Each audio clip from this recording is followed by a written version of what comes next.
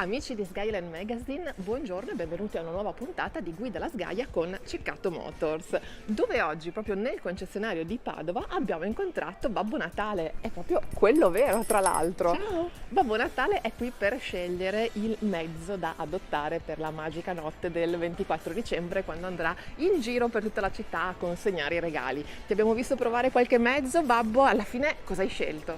Beh, allora ho provato dalle 2 alle 4 ruote, però guarda, la Mini rossa, quella cabrio, io ritengo sia la più comoda per i miei regali. Perché li puoi lanciare direttamente direttamente dal tettuccio che non c'è. E allora sei proprio sgaio, perché sai che è anche la nostra Sgaia Car ufficiale, la Mini. Quindi dai, tenete d'occhio le Mini rosse cabrio in questi giorni, perché potrebbe esserci dentro il vero Babbo Natale.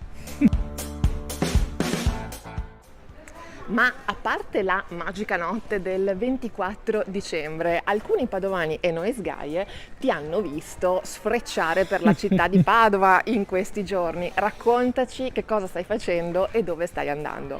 Mi avete scoperto.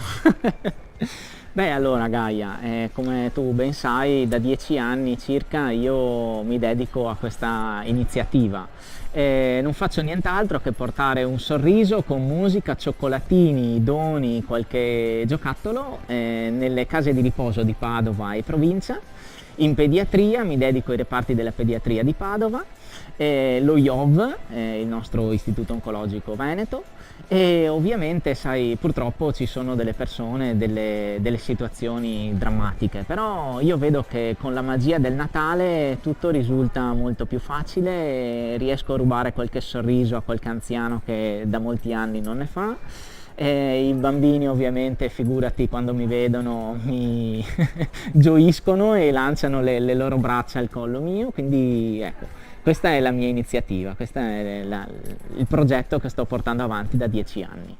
Un progetto ammirevole e lodevole, e ci tenevamo proprio a presentarvelo. E allora, se anche voi volete sostenere Ale il Babbo Natale, vi invito a consultare la pagina Facebook che adesso vi indicherò qui sotto, dove troverete tutti i riferimenti ma anche tutte le attività che Ale il Babbo Natale sta facendo quest'anno, e potrete sostenere la sua associazione con una piccola donazione che non farà altro che portare un sorriso a chi ne ha bisogno a Natale ancora di più.